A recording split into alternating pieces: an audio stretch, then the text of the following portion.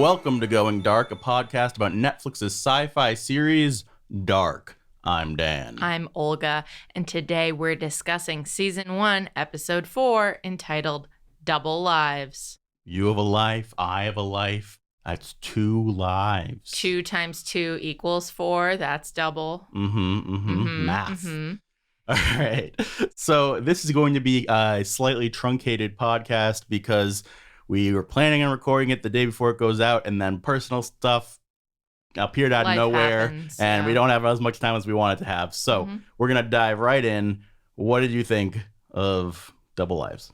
Overall, I like this episode. I really like Charlotta. I like her being the focus, with her not really being as present, I guess, in episode 3. I mean, we saw her with the birds. I don't know. I just felt like this episode built nicely upon her past self. And her family in general. Like, we didn't even know she had another daughter, I don't think. Right, yeah. Yeah, we didn't know that Franziska had a sister. So their family life, kind of getting details about that as she's investigating the actual crimes and investigating her own husband.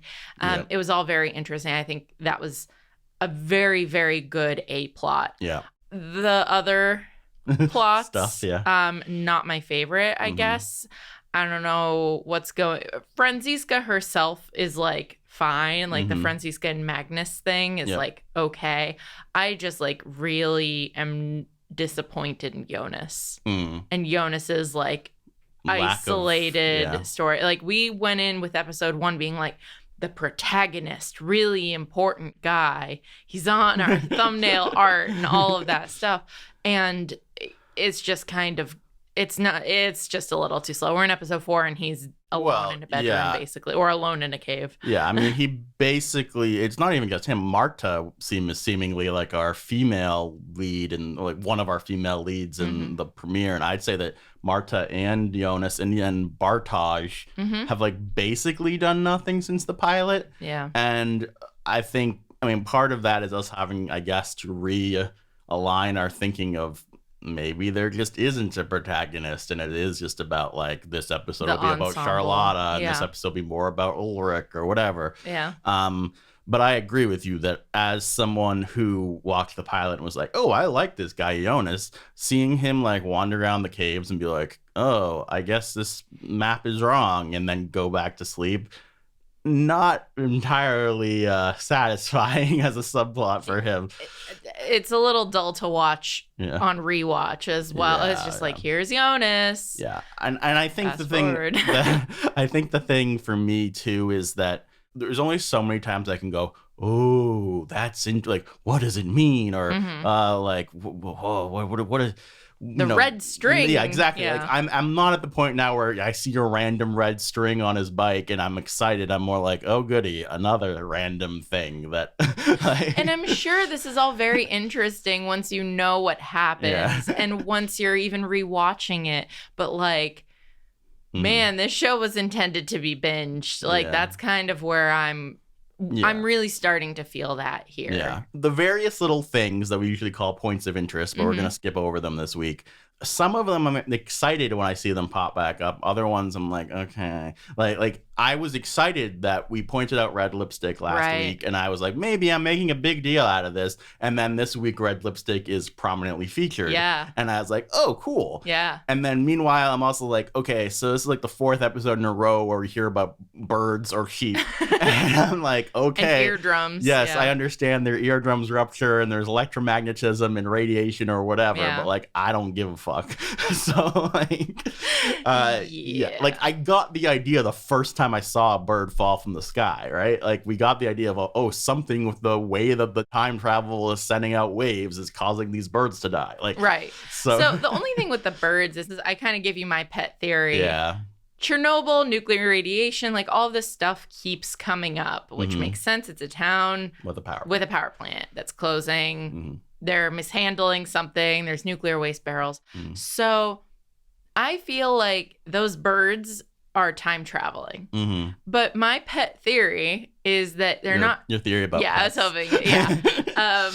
Isn't that they're like time traveling from the past, like from post Chernobyl, they are coming from the future. Ooh. I don't know.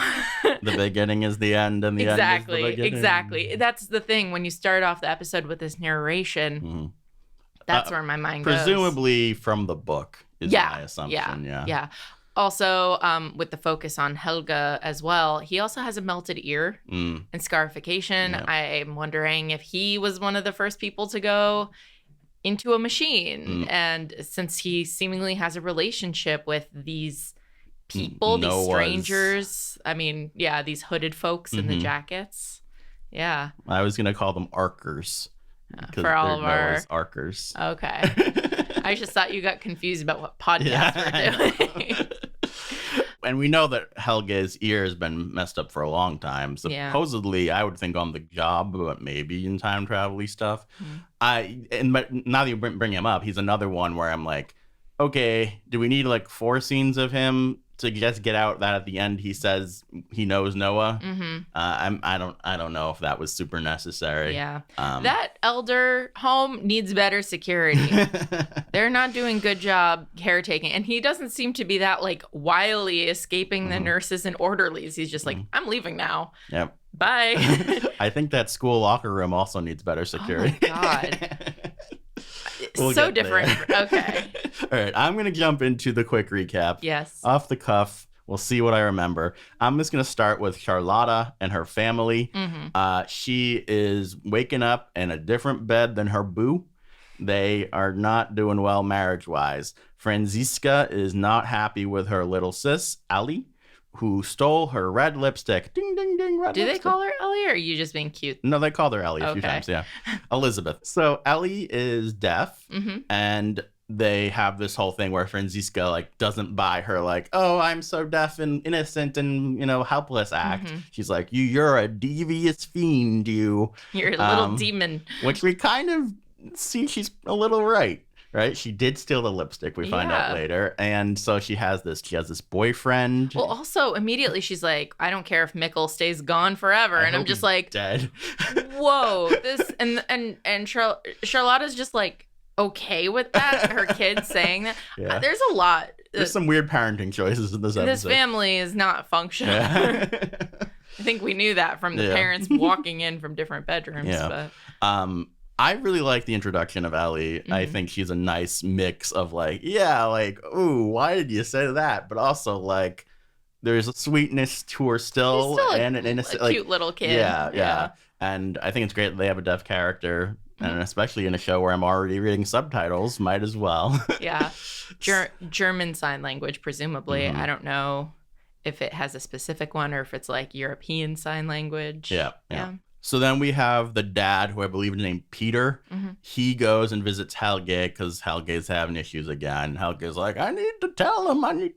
And like I said, we have a few too many scenes of him sneaking off and sneaking back and them being like, I need to tell Noah to stop at the very end. So I'm just going to knock that out. I think they could have done without the only purpose of this scene was to prove that Peter is Helge's son. Yeah, like reinforce that. Yeah, which... I did like the small moment of him like reaching out and being like, don't be sad. Yeah. So that's the thing. I like the first Helge scene and the last Helge scene. I just don't think he needed to escape again. There was no real need for that. Might be setting something up though. Yeah. Back to Charlotta. She is driving Ellie to school and she notices a wildlife camera. And so she steals the camera, or she acquisitions it, or the SD card, yeah. And drops off her kid who has a boyfriend. Ooh. Oh my God.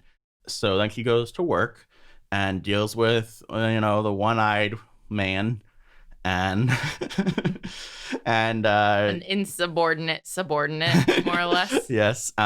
He's like, Ulrich isn't in. Everybody's found out about the dead body. What are we doing? Boopity boppity. And she's like, keep looking up the missing persons database. And she, looks at the time of when Mikkel disappeared and then matches that up with this SD card footage and finds that Peter's car drove by in the time window. And she's like, ooh, doggy. And then we have a weird scene where she like has a weird argument with the one-eyed man. And he's like, because he comes in, he's like, you want me to deal with the tire tracks?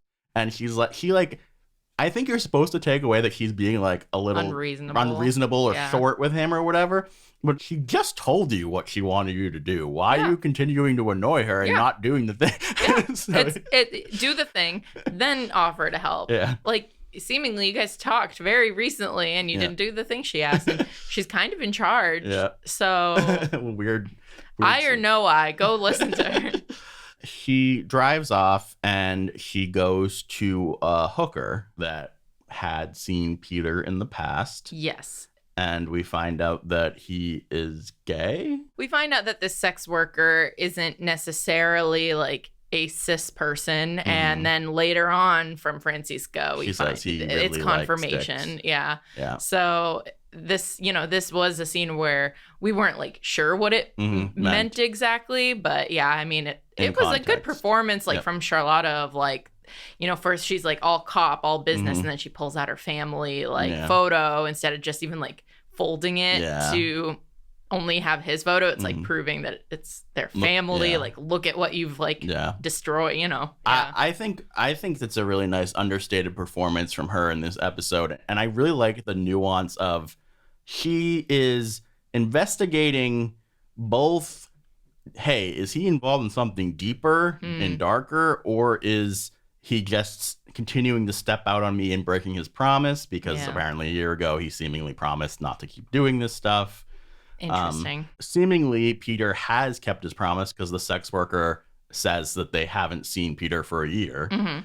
So she ends up calling Peter and being like, what was up that night? You called me. And he's like, nothing. He's Don't lying, worry about seemingly. it. Yeah. So she goes to his cabin in the woods. That maybe was Helge's old cabin, I think you suggested. All it says Doppler on the like nameplate, and it's kind of old and run down, so I could see now that. We didn't look about this ahead of time, but maybe people can let us know in the comments below. Doppler, there's like a Doppler effect thing that's like a physics thing, right? Maybe. And then also like doppelganger, and this is about double lives. I don't know if that's a thing. That might be a hint to something. Yeah. Point of interest. So she looks around his cabin, and he has one of those underground bunkers that has been a big deal on the show. And so the question is this one of the bunkers? The way it's shot is so like mysterious that it's very unclear if there's like more rooms than what we see from her, how big the room it is. Is this maybe not the bunker, but a bunker that was used in some other point? Also, there's the fact that there's a red dirt there. Yeah, the red soil that tips her off. Also, I think earlier we saw Peter like brushing off the red soil from his mat. So all of this is very incriminating for him. Now, my other wondering is whether all of these signs that sort of point to Peter are actually going to point to Helge. Because if it's if Helge, maybe he was walking in the red and then he got it in his car or something. Also, if it's his cabin, maybe he did stuff back in the past. If he knows Noah, maybe at one point he was in on this stuff and now has realized the error of his ways. Or maybe Peter was in the cabin and he just wasn't doing anything suspicious. I mean, we saw him like crying on his own. We know he like has struggled with some sort of addiction. Maybe he's substance abuse as well. Maybe unfortunately this is linked to his own like depression and suicidal ideation. We really don't know. It's too early to tell. And maybe he has like an actual lover that he maybe sees in the cabin or something. Oh, maybe. Like that, and trying to get the courage to like talk about leave or talk about it.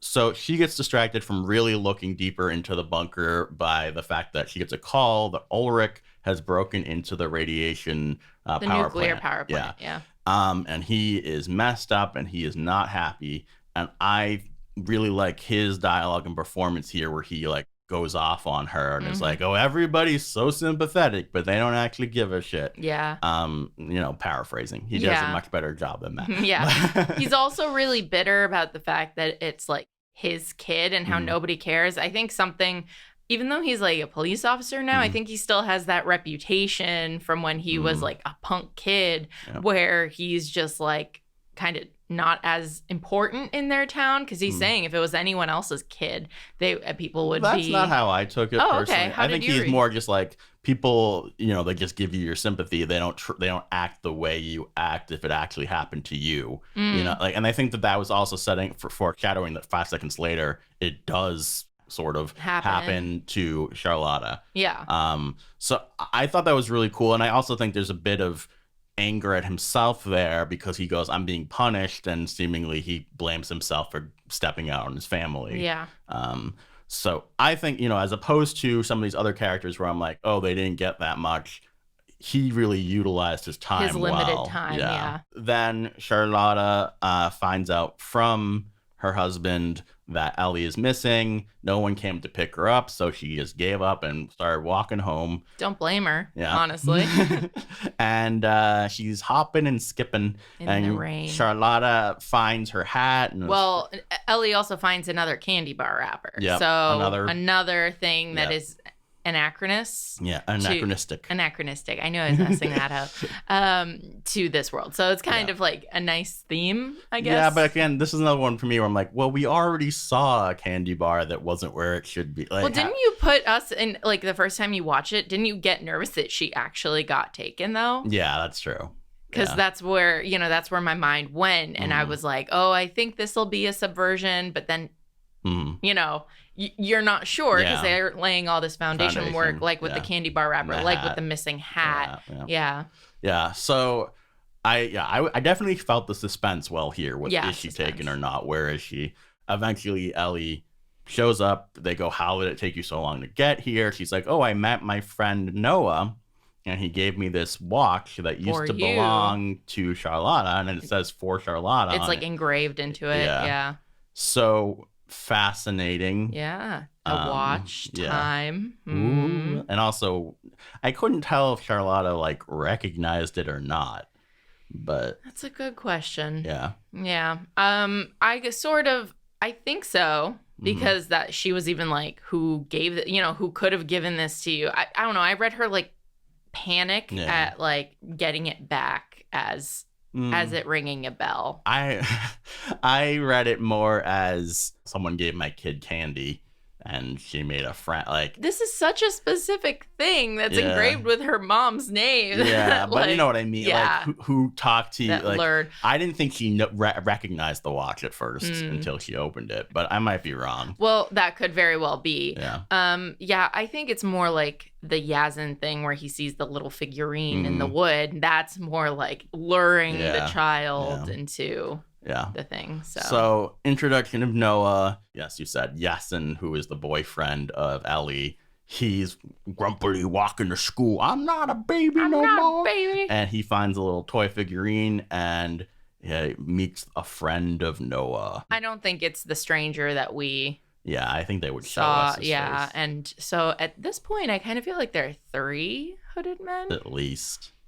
Now, I'm like, is he Noah because... like, is the arc thing, like, actually a thing? Like, is it about, like, preserving things throughout time? Is there, like, going to be, like, a time, like, something, and they have to protect a certain number of people? Maybe the thing is, in the future, let's go back to my, like, crazy future nuclear issue. Oh, yeah, theory. I don't know how much you went into specifics on here about, like, you think that in the future it's, like, a nuclear wasteland. So that's the thing. I think that in the future it's, like, a huge nuclear, like, reactor issue that turns the world into a wasteland, or maybe, like, their region, I guess, into a wasteland. So maybe that's the thing where he's developing, like, Noah's Ark of people, of animals, of something like that to try and either go back and prevent it or learn from her, take over earlier, who knows. But so that's with the birds time traveling back, back from the future after a huge wasteland explosion. Maybe these people that survive in the bunkers and are like physicists. And maybe the idea is that, like, oh, it doesn't matter how many, bodies we kill or whatever along the way, because we're going to end up saving more people. They'd be dead anyway. All right. So jumping aside to just knock out the Jonas thing a little bit more, is he finds like a spot where it should be an opening seemingly, but it's blocked off, probably because of time differences between when the map was made and what time it is now. And then someone has put a red little thingy on his bike, seemingly the stranger, because the stranger was watching him. And then later changes the map while he's asleep. Yeah, sneaks into his room, knows where the thing is, changes it. Creepy.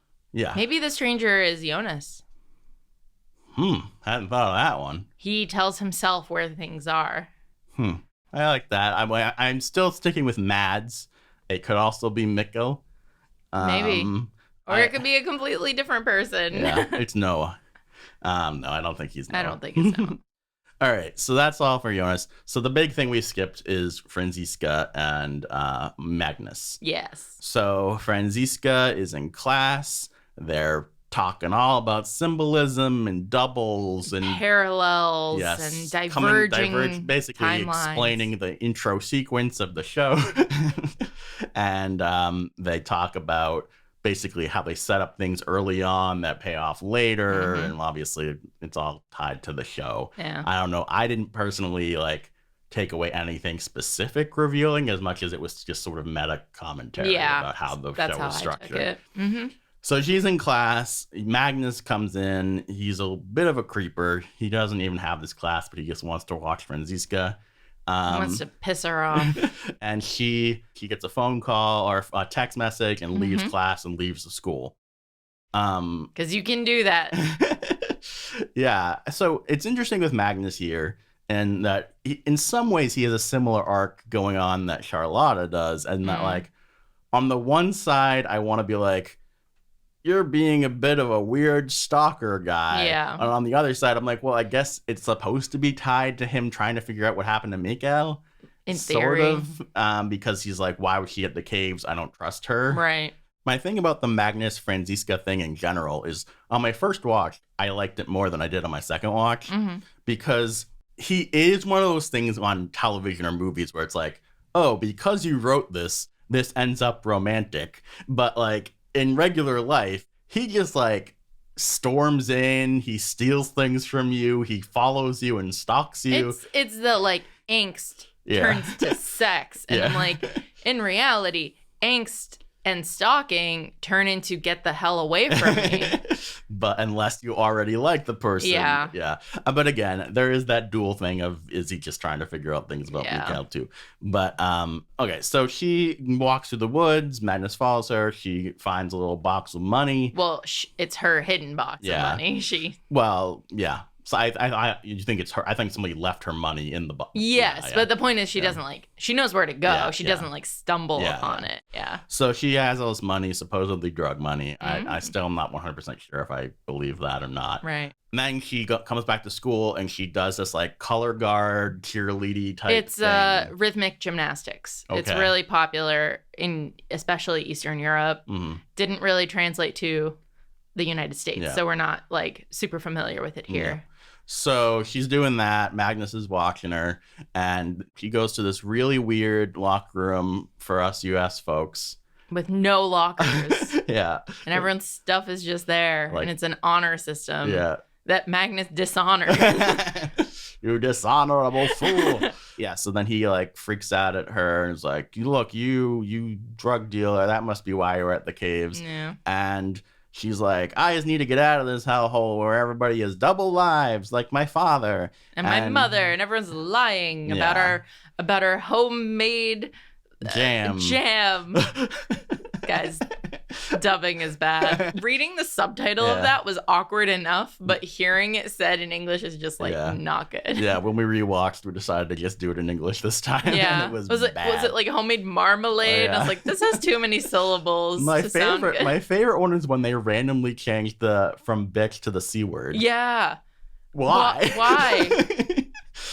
That's a little weird targeting that towards an 8-year-old. Yeah. Again, for us in the U.S., I understand that in Europe that... Yeah, but they changed it for the U.S. I know. A very strange very choice. Odd. Yeah, so she freaks out at him, and then they hook up in the locker room where anybody could just walk in, you know? Like he has. Yeah, and steal their money while they're having sex. I don't know. Am I allowed to say this is a hot scene, though?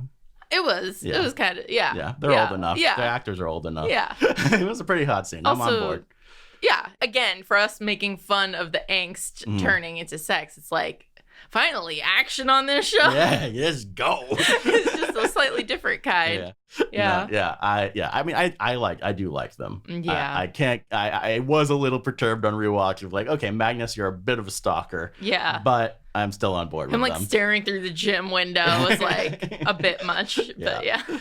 But yeah, that's pretty much it, right? Yeah.